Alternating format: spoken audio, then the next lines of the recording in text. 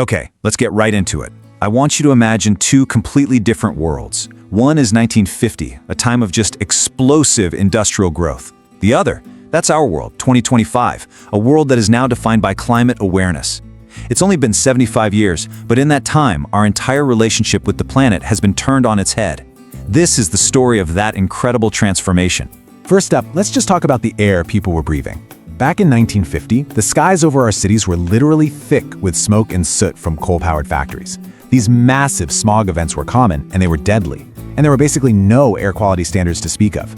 Now flip the coin to 2025. We have strict emissions regulations, standards are actually enforced, and we have these amazing real-time monitoring networks telling us exactly what's in the air we breathe minute by minute. And, it wasn't just the air. The exact same story was playing out in our water. In the mid-20th century, rivers were often treated like an extension of a factory's drain pipe. Industrial waste was just dumped right in, with almost no oversight.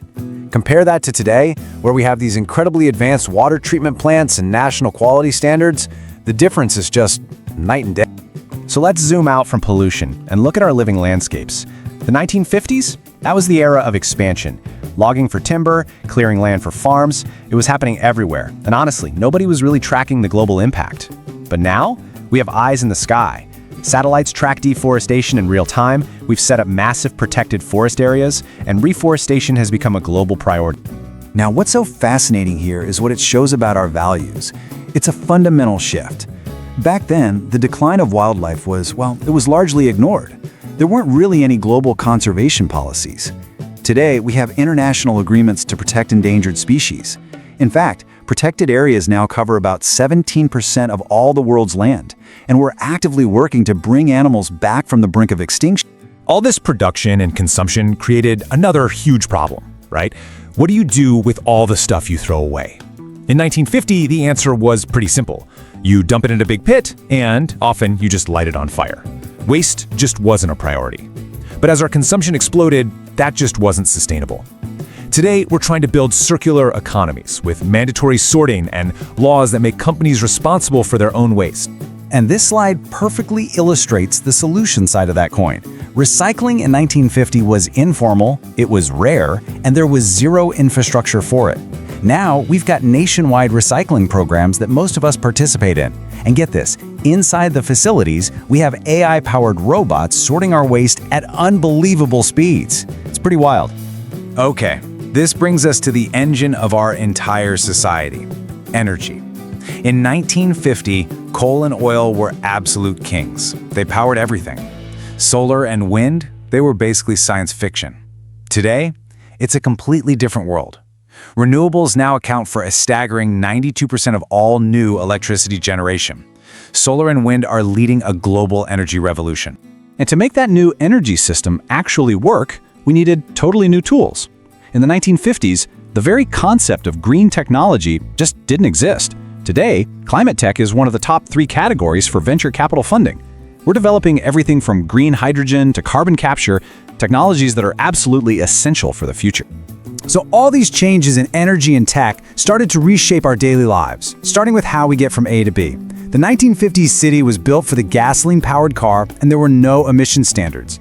Now, electric vehicles are going mainstream, they make up 15% of global vehicle sales, and our cities are being redesigned with things like bike lanes and ultra-low emission zones. And that changed the very shape of the places we live. The post-war city was all about massive highways cutting right through neighborhoods with very little green space. Today, the focus has shifted to creating walkable, mixed-use neighborhoods with great public transit and cycling options. It's all about making our cities healthier and more sustainable. This revolution was also happening out on our farms. The 1950s was the era of chemical fertilizers and pesticides, all just to boost low yields. Now, we have something called precision agriculture, which uses AI and sensors to give water and nutrients to plants exactly when and where they're needed. Organic and regenerative farming are on the rise too, with about 28% of global farmland now managed sustainably. But, and this is a really big but, this agricultural revolution had a major downside. While these global supply chains gave us incredible choice, they also created an incredible amount of waste. Just look at that number, 1.3 billion tons. That's how much food is wasted every single year. It's a shocking consequence of the same progress that lets us feed a growing planet. So how did we even become aware of all these massive changes? Well, it started with how we see our own planet, because you can't solve a problem until you can measure it. In 1950, we had people manually taking local weather observations. Today, we have a network of over 200 satellites giving us a constant stream of data on our planet's health. And all that data had to get to the public somehow. In the 1950s media, environmental issues were, well, they were almost completely ignored. Now, climate change is daily, front-page news. We have documentaries, investigative reports, and dedicated fact-checkers. It has become a central part of our global conversation. This new awareness was then passed down to the next generation. A school curriculum from the 1950s wouldn't have had any environmental component at all. Today, sustainability is taught in schools all over the world, and climate literacy is now part of the curriculum in 80% of OECD countries. And this awareness wasn't just abstract. We started to understand the very real human cost. The health effects of pollution were largely a mystery in the 1950s. Today, we know the devastating impact. That number, 7 million, represents the number of people the World Health Organization estimates die prematurely every single year, just from air pollution alone. That just shows you the life or death stakes of this issue. So once you have that awareness, what comes next? Action. And just look at this contrast. Environmental activism was pretty much non-existent in 1950. In 2025, we see global climate strikes and huge protests in over 150 countries, with young leaders taking the stage at international summits. Public pressure became this incredibly powerful force for change. All of that pressure was eventually formalized into policy. Back in 1950, any environmental policy was limited, and it was national. There was no global coordination. Now, we have huge international treaties like the Paris Agreement, signed by 193 countries, and annual UN climate summits where the entire world comes together to negotiate. The scale of this cooperation is truly global. We went from a world with just a handful of isolated national environmental laws to today, where we have this complex web of international agreements. That number, 140, represents the number of major international environmental agreements that exist today, covering everything from biodiversity to ocean pollution. We've gone from working alone to trying to tackle this as a planet. But here is the crucial, difficult paradox at the very heart of this story. Despite all of this incredible progress, the technology, the awareness, the policies, the central problem has actually gotten worse. In 1950, CO2 emissions were rising, but nobody really noticed. In 2025, even with all of our satellites and sensors tracking every little detail, we hit a record high, 38.11 gigatons. That's more carbon dioxide than we've ever released into the atmosphere in a single year. This constantly rising threat means we just can't ignore the consequences anymore.